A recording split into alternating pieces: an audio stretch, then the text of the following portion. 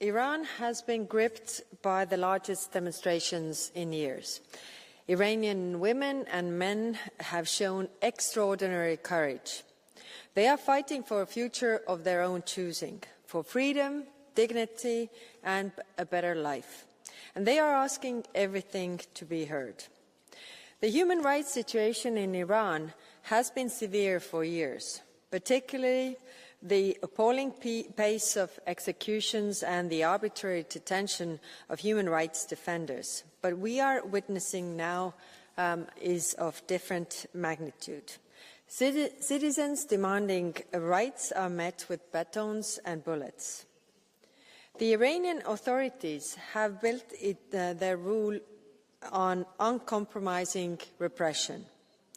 By their own admission, thousands of people have been killed in recent weeks. To conceal the scale of repression, the authorities have imposed a nationwide communications blackout, aimed to prevent the international community from witnessing what is happening. Yet, the images reach us despite the blackout, and they leave no doubt about the brutality of the response. Violence against peaceful protesters is unacceptable, always and everywhere. Honourable members, the brutal suppression of protests is merely the latest example of the deterioration of Iran's actions. Iran's illicit nuclear activities, its military support to Russia, support to terrorist organizations across the Middle East, hybrid attacks on EU soil, and the arbitrary detention of EU citizens.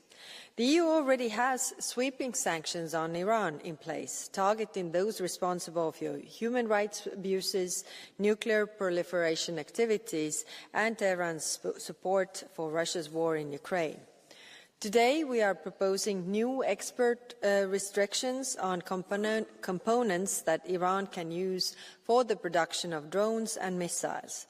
This will further limit Iran's ability to feed Russia's continued aggression against Ukraine.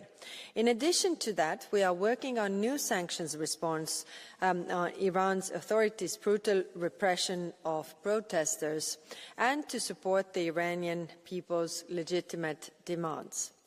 We are actively examining what further measures can be taken. In parallel, our diplomatic engagement is firm and clear. On the 13th of January, my diplomatic service summoned the Iranian ambassador, and most of the member states did as well. Iran must immediately release all those individuals unjustly detained, address grievances through dialogue, not repression, restore access to internet, and stop the violence. The actions of Iranian authorities have broader implications for regional security.